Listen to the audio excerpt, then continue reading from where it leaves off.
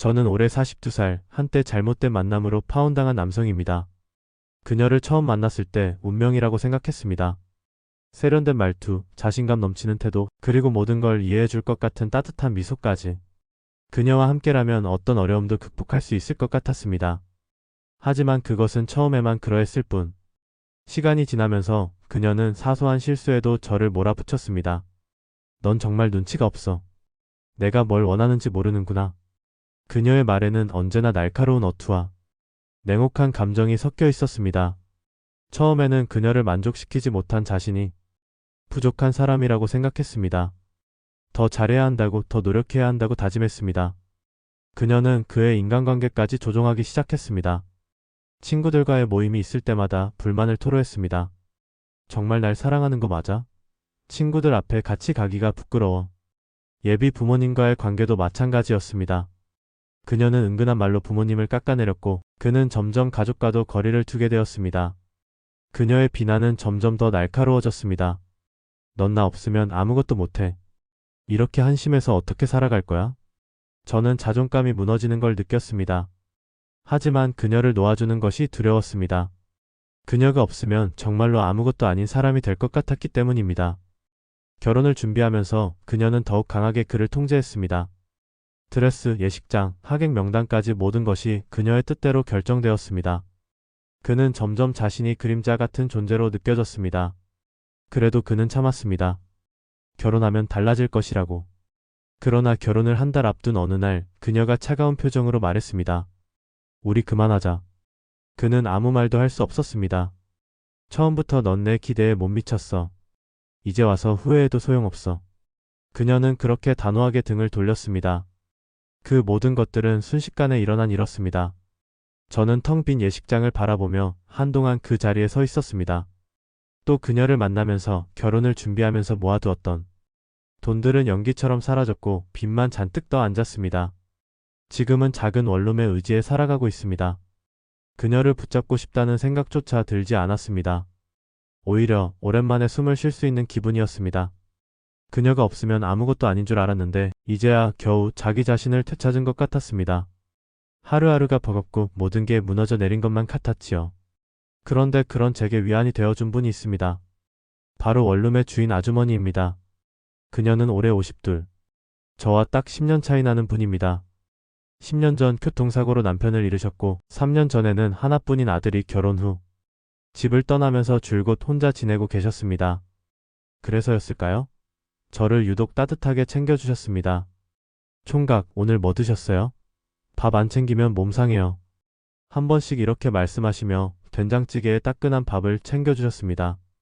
밑반찬이 떨어졌을 때도 이거 갖다 드세요.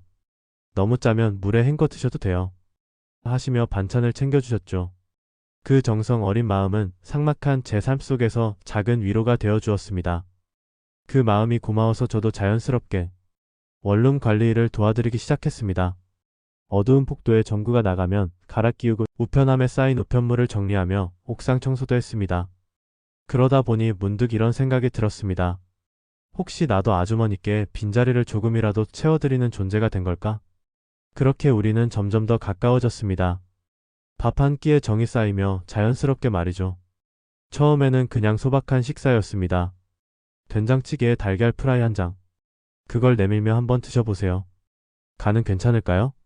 하시던 그 모습이 아직도 눈앞에 어른거립니다. 시간이 지나면서 그 밥상이 점점 달라졌습니다. 처음에는 간단한 반찬 몇 가지였는데 어느 날은 고사리나물과 멸치볶음이 추가되더니 그 다음엔 제 최애 반찬인 장조림까지 올라왔습니다. 반찬 가짓수가 늘어날수록 느껴졌습니다. 아, 이분이 나를 정말 신경 써주고 계시는구나. 20년이 넘도록 엄마가 차려주신 밥상이 그리웠던 제게 그분의 밥상은 단순한 식사가 아니었습니다. 따뜻한 위로였고 가족 같았습니다. 어느 날 저녁 고기 굽는 냄새가 집안을 가득 채운 날이었습니다. 주인 아주머니는 소주 한 잔을 따르며 조용히 말씀하셨습니다. 혼자 사는 게 참 쓸쓸하네요. 가끔은 누가 옆에 있었으면 싶어요. 이젠 남자라도 하나 소개받아야겠어요. 그 말을 듣는 순간 가슴이 울컥했습니다. 그분의 외로움이 고스란히 전해졌기 때문이었죠. 아주머니 옆에 제가 있잖아요. 그분은 살짝 놀란 듯 웃으셨지만 미소 너머로 떨리는 눈빛이 보였습니다. 그리고 그 순간 깨달았습니다. 이분을 누군가에게 빼앗길지도 모른다. 그 생각이 들 때마다 알 수 없는 질투와 애틋한 감정이 밀려왔습니다. 사소한 일들이 점점 쌓여 우리는 점점 더 가까워졌습니다. 팝상 위에서 나눈 정이 쌓이며 자연스럽게 말이죠. 어느 날 저녁 낮잠을 실컷 자고 일어나니 슬슬 배가 고파졌습니다. 간단히 해결해야겠다는 생각에 편의점으로 향했는데 1층 주차장에서 주인 어른과 딱 마주쳤습니다. 총각, 이 시간에 어디 가요? 출출해서 라면이라도 하나 먹으려고요. 그분은 한숨을 쉬며 고개를 절레절레 저으셨습니다. 애국, 뭐하러 라면을 먹어요? 차린 건 없지만 우리 집에서 같이 드시고 가요. 그렇게 저는 예상치 못한 초대를 받아 4층 아주머니 댁으로 따라 올라갔습니다. 총각, 뭐 좋아해요? 달걀 프라이 어때요? 좋아합니다. 제가 뭐 도와드릴까요? 그 순간이 떠오릅니다. 노릇하게 구워진 달걀 프라이, 보글보글 끓는 된장찌개, 그리고 그분의 따뜻한 미소. 그 밥상 앞에서 저는 깨달았습니다. 그분의 집밥이, 그분의 다정한 말 한마디가, 그리고 함께하는 이 순간들이 제게는 더없이 소중하다는 것을. 괜찮아요. 그냥 거실에서 편히 쉬고 계세요. 다 되면 부를 테니까요. 그녀의 말을 듣고 감사하다는 인사를 남긴 뒤 조용히 거실 소파에 앉았습니다. TV를 멍하니 보고 있는데 시간이 얼마나 흘렀을까? 30분쯤 지나자 부엌에서 그녀의 다정한 목소리가 들려왔습니다. 총각, 밥 먹어요. 그 순간 나도 모르게 눈물이 주르륵 흘러내렸습니다. 어릴 적 어머니가 따뜻한 밥상을 차려놓고 나를 부르던 그 기억이 아련하게 떠올랐기 때문이었습니다. 얼른 눈물을 훔치고 식탁 앞으로 다가갔습니다. 밥상 위에는 갓 지은 따뜻한 밥, 배추김치, 동치 및 달걀 프라이, 그리고 된장찌개가 놓여 있었습니다. 소박하지만 정성스러운 저녁 차림에 감동이 밀려와 울컥했지만 내색하지 않고 감사한 마음으로 두 그릇이나 먹어 치웠습니다. 그렇게 하루하루가 지났습니다. 며칠 후 저녁, 비가 부슬부슬 내리는 밤이었습니다. 창밖에는 가로등 불빛이 젖은 도로 위로 번지고 있었습니다. 촉촉하게 내리는 빗소리를 들으며 TV를 보며 쉬고 있던 중 그녀에게서 다급한 전화가 걸려왔습니다. 총각, 옥상으로 좀 올라와 줄 수 있을까요? 목소리에 다급함이 묻어 있어 서둘러 옥상으로 올라갔습니다. 옥상 내려오는 계단에 주저앉아 있는 그녀를 발견했습니다. 얇은 원피스를 입은 그녀는 계단에서 미끄러져 다친 듯 보였죠. 괜찮으세요? 많이 아프세요? 조금 움직이기 힘드네요. 집까지 좀 데려다 줄 수 있을까요? 걱정하지 마세요. 제가 부축해 드릴게요. 나는 조심스럽게 그녀가 걸을 수 있도록 부축했습니다. 그 순간 그녀가 살짝 당황한 듯 말했습니다. 근데 총각, 옷부터 갈아입고 싶어요. 이 상태로는 좀. 그제야 그녀의 옷차림이 가벼운 원피스라는 걸 깨달았습니다. 얼굴을 붉히며 작은 목소리로 덧붙였습니다.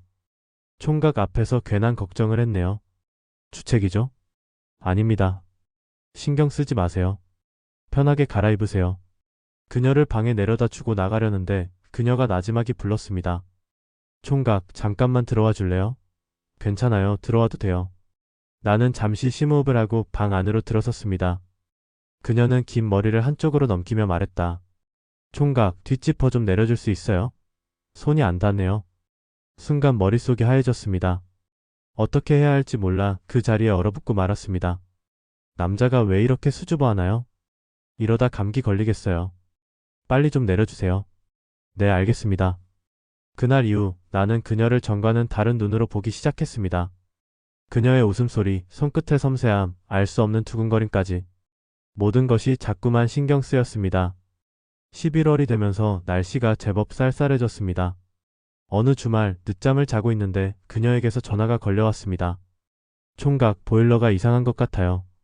온수가 갑자기 미지근해졌어요. 그녀의 집으로 올라가 보니 난방은 정상적으로 작동하고 있었습니다. 살펴보니 실내 온도 조절기에서 온수 온도가 낮춰져 있었을 뿐이었습니다. 주말인데 괜히 나 때문에 고생시켰네요. 미안해요. 아닙니다. 별일 아니에요.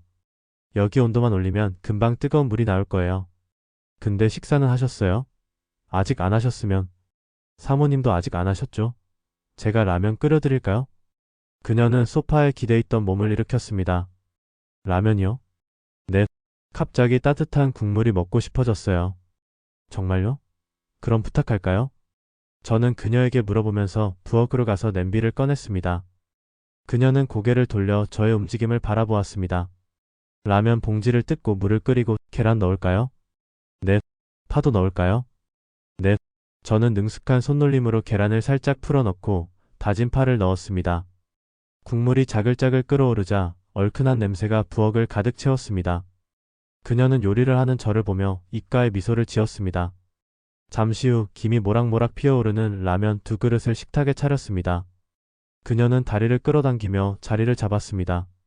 그가 젓가락을 내밀자 그녀는 장난스레 한 젓가락 들어올려 입으로 가져갔습니다.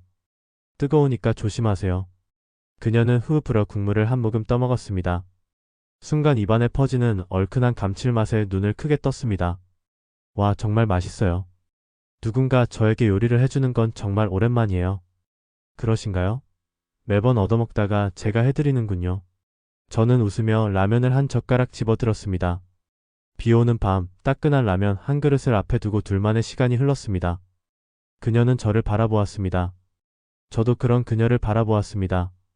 가볍게 흐트러진 머리, 라면을 먹으며 뜨거운 국물에 살짝 붉어진 입술.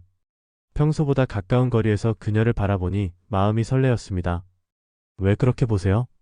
그녀는 피식 웃으며 고개를 저었습니다. 아닙니다. 그냥요. 저는 젓가락을 내려놓고 그녀를 가만히 바라보았습니다. 창밖에는 여전히 비가 내리고 있었습니다. 공기는 따뜻하고 국물 냄새와 함께 묘한 긴장감이 감돌았습니다. 그녀는 장난스럽게 젓가락을 그의 그릇에 넣었습니다. 한 입만 주세요. 그는 피식 웃으며 젓가락을 내려놓았습니다. 그녀가 그의 그릇에서 라면을 건져 먹는 순간 두 사람 사이의 공기가 미묘하게 달라졌습니다. 라면 국물이 아직 뜨거운데 이상하게도 둘 사이의 온도가 더 뜨겁게 느껴졌습니다. 그녀는 조용히 국그릇을 내려놓았습니다. 그는 자신의 그릇을 밀어두고 그녀를 응시했습니다. 둘 사이에 흐르던 공기가 더욱 짙어졌습니다. 비가 계속 내리네요. 그녀가 나지막이 말했습니다. 저는 창밖을 잠시 바라보았다가 다시 그녀를 보았습니다. 네, 그러게요. 계속 비가 내려요. 방 안의 공기는 차분하면서도 뜨겁게 흐르고 있었습니다. 그렇게 소소한 일상에도 가슴 두근거리는 만남이 참 오랜만이었고 참 소중했습니다. 비 오는 밤, 따뜻한 라면과 함께 시작된 감정이 조용히 번지고 있었습니다. 그로부터 일주일이 또 지났고 주말이 되었습니다. 그녀는 저를 집으로 초대했고 저는 그녀와 나란히 소파에 앉아 커피를 마셨습니다. 그녀는 내게 조용히 물어왔습니다. 총각은 왜 아직 혼자예요? 나는 쓴웃음을 지으며 대답했습니다. 한 번 파혼한 이후로 결혼을 포기했어요. 그렇게 시작된 저의 이야기로 우리는 대화를 시작했고 그녀도 자신의 이야기를 들려주었습니다. 저는 10년 전쯤 남편을 교통사고로 잃었어요. 이후로 예단과 혼수를 만드는 가게에서 일하며 지냈죠. 나는 무슨 말을 해야 할지 몰라 가만히 그녀를 바라보았습니다. 그녀는 씁쓸한 미소를 지으며 나지막이 대화를 이어갔습니다. 그냥 가끔은 누군가 옆에 있어줬으면 싶을 때가 있네요. 그녀의 말이 가슴 깊이 박혀왔습니다. 그동안 그녀가 나에게 베풀었던 따뜻한 마음들이 떠올랐습니다. 그녀는 조용히 내 손을 잡았습니다. 따뜻하고 부드러운 손길이었습니다. 고마워요, 총각. 저녁에 같이 드실래요? 제가 맛있는 거 해드릴게요. 나는 잠시 고민하다가 고개를 끄덕였습니다. 저도 같이 도와드릴게요. 주인 아주머니께서 환하게 웃으며 말씀하셨습니다. 네, 그럼 냉장고에서 찬을 꺼내주시고 식탁에 놓아주실래요? 그럼요. 잠시만요. 그렇게 우리는 둘만의 식탁을 차리면서 정겨운 분위기를 이어갔습니다. 식탁엔 그녀가 요리한 탁볶음과 여러 가지 밑반찬이 차려졌습니다. 그녀는 커다란 닭다리를 떼어 내 접시에 놓아주었습니다. 그리고 정성스럽게 살점을 발라주었습니다. 사람이 나이 들수록 잘 챙겨 먹어야 해요. 많이 드세요. 아주머니도 드셔야죠. 나는 신경 쓰지 말고 어서 많이 드세요. 나는 가닥 다리를 한 입 크게 베어 물었습니다. 그녀의 정성 가득한 식사로 가슴 한쪽이 뭉클해졌습니다. 아주머니의 음식은 정말 맛있어요. 감사해요. 전 혼자 살다 보니 늘 간단하게 때우게 되더라고요. 아주머니는 흐뭇한 미소를 지으며 말씀하셨습니다. 앞으로 집밥이 생각나면 언제든지 와요. 정말요? 그럼 앞으로 얼른 관리는 제가 도맡아서 하겠습니다.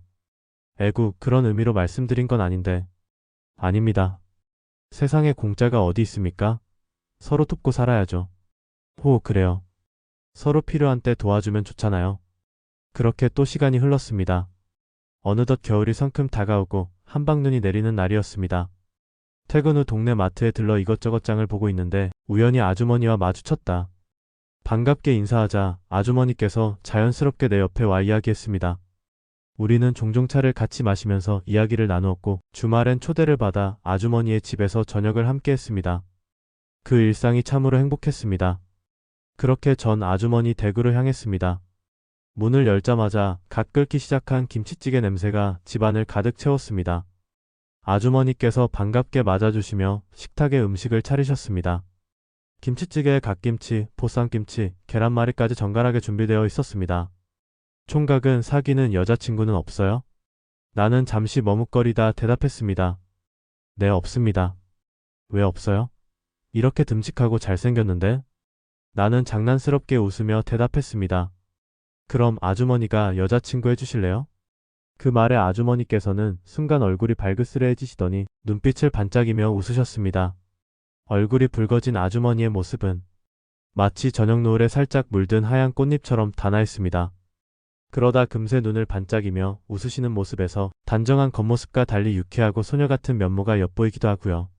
그런 웃음이 너무도 자연스러워서 마치 오래전 잊고 지낸 정겨운 온기를 다시 마주한 듯한 기분이 들었다. 다 늙어 빠진 과부가 그럼 쓰나요? 서로 마음이 통하면 나이 따위가 무슨 상관이겠어요. 요즘 연상연하 커플도 많잖아요. 아주머니 같은 분이면 저한테도 과분하죠. 내색하진 않았지만 그녀는 늘 단정한 옷차림과 조용한 미소가 인상적인 분이었습니다. 그녀의 얼굴에는 세월의 흔적이 잔잔하게 묻어 있었지만 오히려 그것이 깊이 있는 아름다움을 더해주고 있었습니다. 부드럽게 정리된 머리칼 사이로 은은한 향기가 풍겨왔고 그녀의 눈빛은 따뜻하면서도 어딘가 쓸쓸한 빛을 띠고 있었습니다. 그날 이후 아주머니를 향한 내 마음이 조금씩 변하고 있다는 걸 깨닫기 시작했습니다. 자꾸 신경이 쓰이고 문득문득 그녀의 미소가 떠올랐습니다. 며칠 후 아주머니께서 저녁에 고기를 구워주겠다며 오라고 하셨습니다. 그날따라 이상하게도 심장이 두근거리기 시작했다. 식탁 위에는 정갈하게 차려진 고기와 반찬들이 놓여 있었습니다. 우리는 평소처럼 담담한 대화를 나누었지만 소주 한 잔씩 기울이다 보니 점점 더 깊은 이야기가 오갔습니다. 나도 한때는 꽤 인기 많았는데 에이, 아주머니 지금도 충분히 인기 많으시죠. 아주머니께서는 코웃음을 치며 소주를 한 모금 들이켜셨다. 남자가 그리울 때가 종종 있어요. 요즘엔 평생 이렇게 혼자 살아야 하나 싶고 가끔은 새삼 쓸쓸해요. 그 순간 내 마음속에서 무언가 꿈틀댔습니다. 내가 이분의 외로움을 채워줄 수 있을까? 라는 생각이 들었습니다.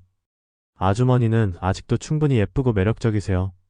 좋은 분 만나실 수 있을 거예요. 그러나 아주머니는 쓴웃음을 지으며 고개를 저으셨다. 이 나이에 무슨 연애예요. 그냥 이렇게 사는 게 맞나 봐요. 그 대답이 왠지 모르게 아쉬웠다. 그래서 저도 모르게 입 밖으로 튀어나온 말이 있었다. 그럼 제가 아주머니 애인 해드릴까요? 순간 고요했던 분위기가 흔들렸다. 아주머니께서는 소주잔을 내려놓으며 살짝 웃으셨다. 태정 씨는 내 아들뻘이잖아요. 무슨 애인이에요? 나는 물러설 수 없었다. 심장이 두근거리며 다시 말했다. 저는 진심이에요. 아주머니께서 괜찮으시다면 외로우실 때 기댈 수 있는 친구가 되어드릴 수 있습니다. 그분의 눈이 동그랗게 커졌습니다. 놀란 듯한 표정으로 저를 바라보시더니 한참을 침묵하셨죠. 순간 저도 덩달아 긴장됐습니다. 혹시 실례되는 말을 한 건 아닐까, 괜한 말을 꺼낸 게 아닐까 후회가 들기 시작했죠. 그때 아주머니께서 조용히 입을 여셨습니다. 진짜 지금 진심으로 하는 말이에요? 그 순간 저는 다시 깨닫게 되었습니다.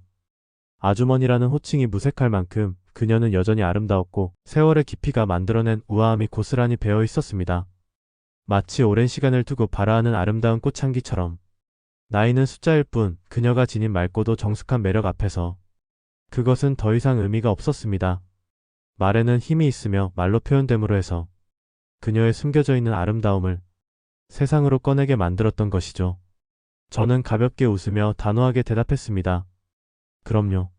서로 돕고 기대면서 지낼 수 있으면 좋잖아요. 아주머니께서는 다시 저를 바라보시며 말을 이으셨습니다. 총각처럼 젊고 좋은 사람이 왜 나 같은 사람 곁에? 왜요? 아주머니께서는 충분히 매력적인 분이세요. 그리고 저는 아주머니가 참 좋거든요. 그 순간 아주머니는 수줍게 웃으며 솔직하게 말씀하셨습니다. 그럼 정말 내가 총각에게 애인처럼 굴어도 괜찮은 거예요? 당연하죠. 오늘부터 우리 정식으로 사귀는 겁니다. 그날 이후 아주머니와 저는 한 걸음 더 가까이 다가갔으며 서로에게 마음을 열기 시작했습니다. 썸 아닌 썸을 타게 된 것이죠. 연애라는 게 이렇게 웃음과 설렘, 그리고 약간의 어색함으로 시작될 수 있다는 걸 그때 처음 알았습니다. 사실 저는 인생에서 꽤나 많은 굴곡을 겪었습니다. 파혼과 함께 전 재산을 다 잃게 된 것은 저에게는 큰 충격이었죠. 재정적으로도 정신적으로도 힘든 시기를 보냈고 결국 원룸으로 이사를 하게 되었습니다. 새로운 환경에서 모든 걸 다시 시작하려던 그때 예기치 못한 인연이 찾아왔습니다. 그녀는 바로 제가 이사온 건물의 주인이었습니다. 4층에 살고 계셨고 저보다 17살 연상이셨죠. 처음에는 나이 차이도 그렇고 외모도 제 이상형과는 조금 달라서 별다른 감정을 느끼지 않았습니다. 하지만 아주머니의 매력과 저를 대하는 관심은 처음부터 굉장히 인상 깊었습니다. 상냥하면서도 아이 같은 천진한 태도, 그리고 사람을 편안하게 만들어주는 따뜻함이 묘하게 끌렸죠. 무엇보다 아주머니께서 해주시는 집밥 때문인지도 모릅니다. 혼자 살면 제대로 못 챙겨 먹잖아요. 그러다 건강 망쳐요. 앞으로 자주 와서 같이 밥 먹어요. 그렇게 아주머니의 손맛을 본 날이 많아지면서 저도 모르게 자꾸 그녀에게 마음이 가기 시작했던 것이죠. 너무 힘들었던 시기에 그녀의 존재는 저에게 큰 위로가 되었습니다. 그리고 우리는 점점 더 가까워졌습니다.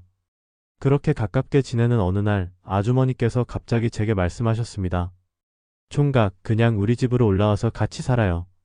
처음에는 순간 당황했습니다.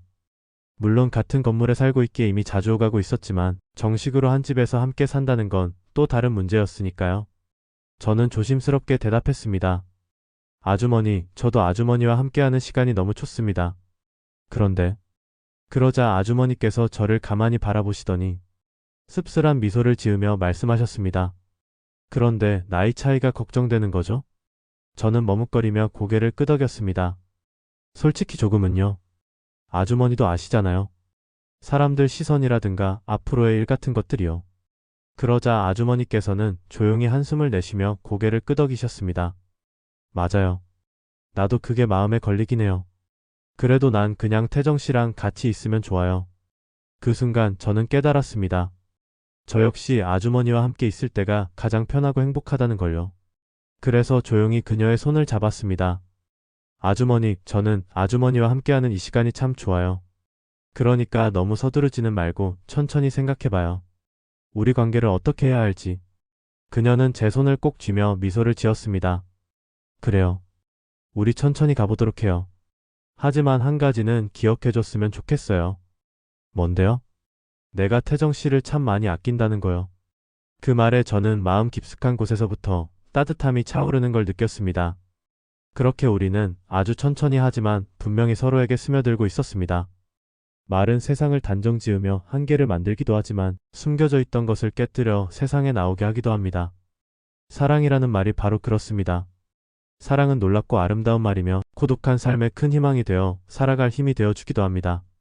오늘의 사연은 여기까지입니다. 구독과 좋아요는 사랑입니다.